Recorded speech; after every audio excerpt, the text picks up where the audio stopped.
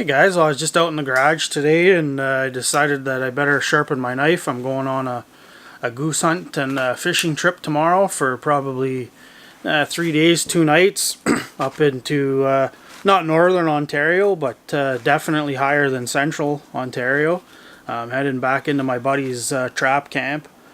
Gonna do, like I said, some goose hunting and chase some brook trout.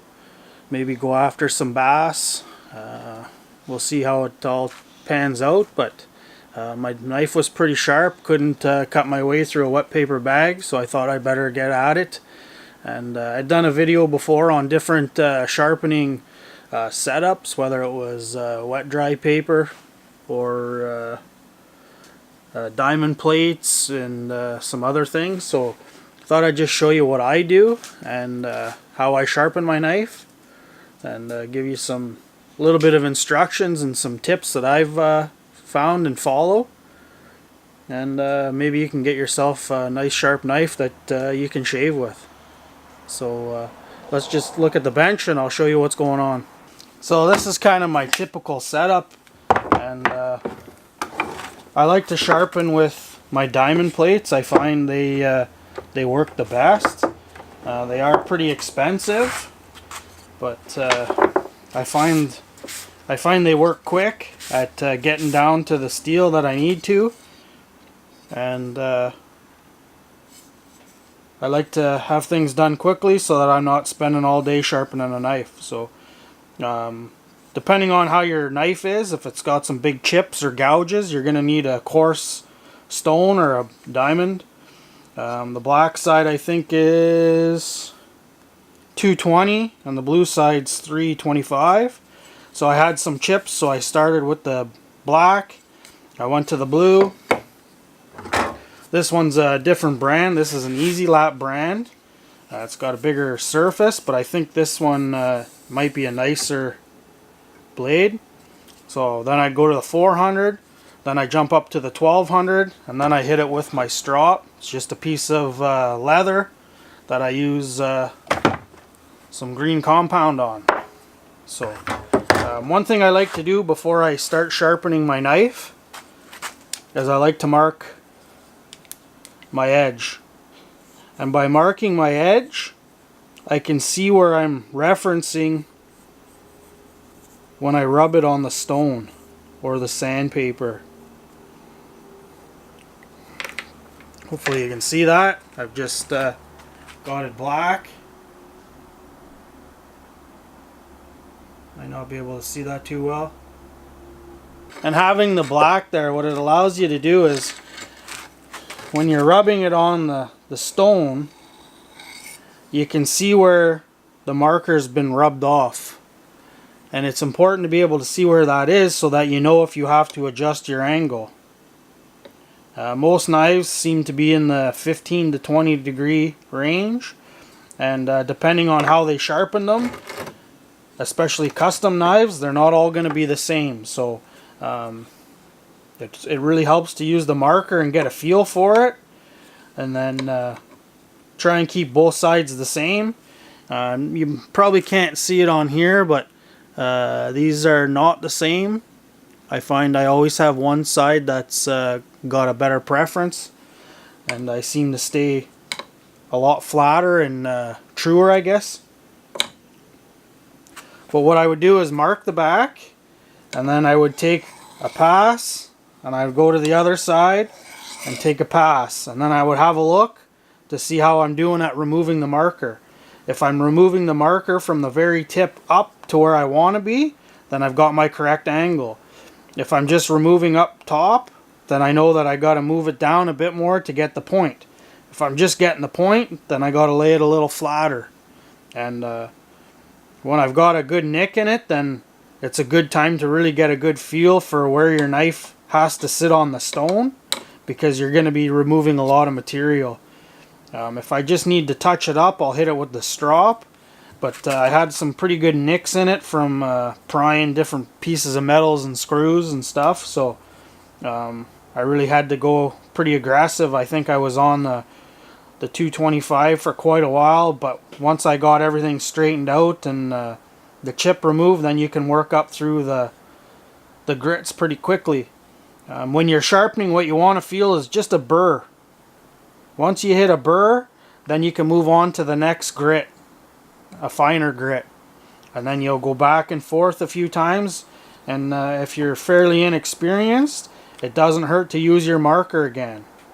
Rub your marker on the part you want sharpened, put it down on your stone, go back and forth, have a look to see that you're removing the right amount on the right angle, and you can always tweak it.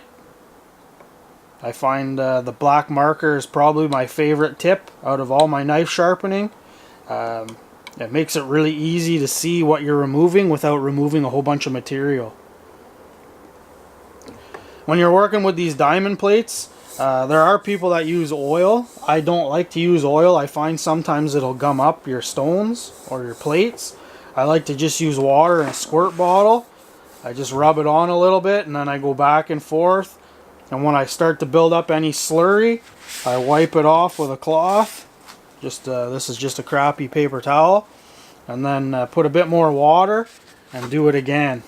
And you know, you want your knife to start being shaving sharp, so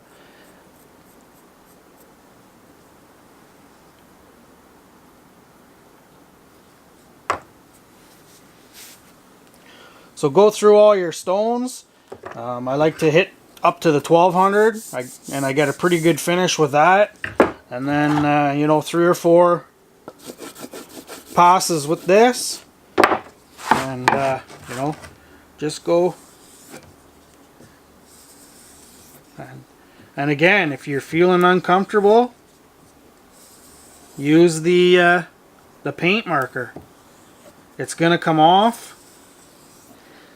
and it's gonna show you how you did. But the most important thing when you're sharpening your knife is to keep that consistent angle. It's really important. If you're not keeping the consistent angle, your blade's kind of gonna go wonky a little bit on you, and you want your angles as true as possible and the same angle on both sides if you can help it. Well, there you go, guys. Just a quick demo of how I sharpen my knife to get it razor sharp. You know, start with a really coarse stone or grit, depending on how bad your knife is, and slowly work up.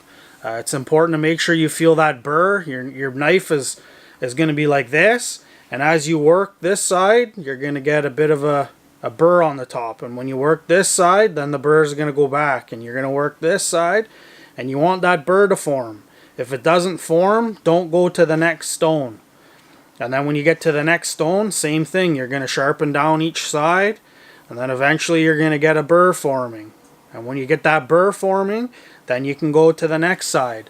And the strop, the whole purpose of your strop is to get that micro burr standing straight up. It's, you know, I would say it's next to impossible, but you can use this. This is a really fine grit. I forget exactly what size grit it is, but it's like a jeweler's rouge meant for polishing, and it really makes the difference between a good sharp knife and an amazingly sharp knife. It's like surgical when you use that stuff.